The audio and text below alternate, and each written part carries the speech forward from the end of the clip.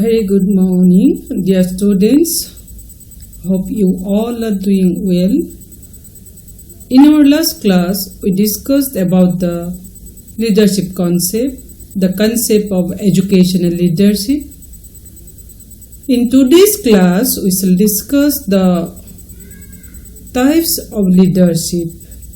In connection with the previous class, I'd like to remind you about what leadership is. You all know leadership is a process in which an individual influences the other group members to accomplish the common goals. You all know this. Leadership is a process of influencing behavior of other peoples. That means the behavior of group members to motivate so that all the members participate enthusiastically, with full of enthusiasm, with voluntary efforts to achieve the common targets, to achieve the common goals.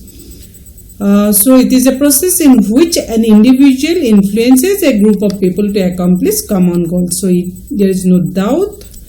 There are several types of leadership which we have to discuss.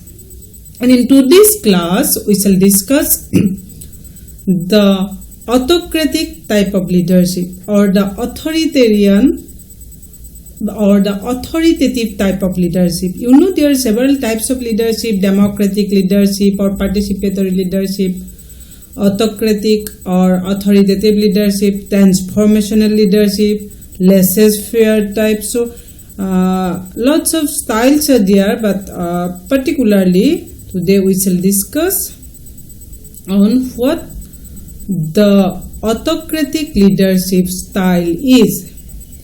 So what is autocratic leadership? Here in the slide, I am showing you the leader, the person, he is an autocratic leader who holds all the powers within himself. Autocratic leadership holds so much of power. He controls all kinds of decision-making capacity, decision-making aspect within the person himself. An autocratic leader always controls the subordinates, always controls the other group members. Nobody is allowed to participate in the administrative process, in the group functioning process. So here, decision-making process in autocratic kind of leadership, decision-making process is fully centralized. Autocratic leadership also says that leaders do not entertain suggestions. Leaders do not entertain participation. Leaders do not entertain comment or opinions or initiatives from other subordinates. Here, decision making is fast. There is no doubt at all. Decision making is fast since only one person decides for the whole group, for the whole institution, for the whole organization. Only one individual takes each and every kind of decision. So obviously the decision making process is fast. And in autocratic leadership,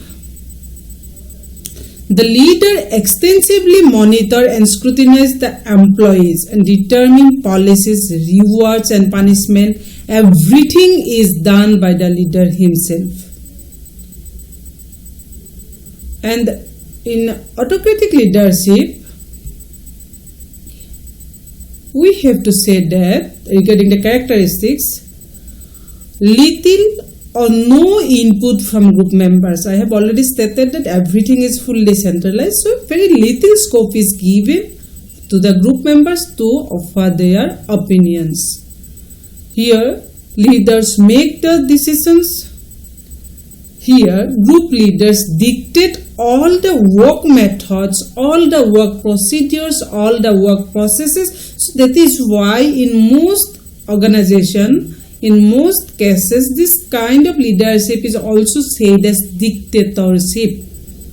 So authoritative leadership or autocratic leadership is also said as dictatorship kind of leadership. Here, no trust is found among the group members. No mutual understanding is observed among the leader and the group members. Group members are rarely trusted. The leader relies on threats and punishment to influence the employees. The leader believes that only the fear feeling can achieve the success for the groups. So the leader creates a feeling of fear all the time among the group members. So he never trusts upon the employees. And I have already stated the leader does not allow for employees input also. Okay. In next step, in next point, I would like to say that employees become tense. Employees always remain in a fearful condition, in a resentful condition. They are totally dependent on the command given by their leader. Again, in autocratic leadership,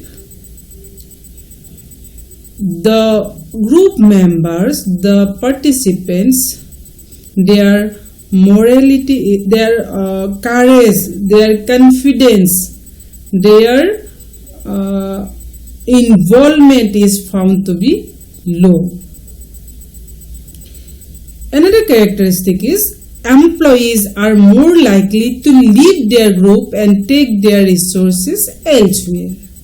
They do not enjoy their work in autocratic leadership.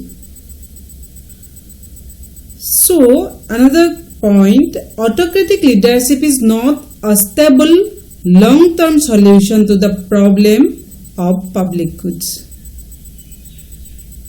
Autocratic leadership enforcing their subordinates to reconsider their membership and leave their organization.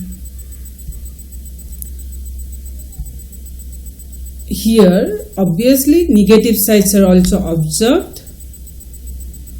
The demerits or the disadvantages of autocratic leadership. Autocratic style leaders will do whatever they feel is necessary to pursue their plans. So it is a negative point. Because a leader may not be always correct. A leader may not be an expert person forever.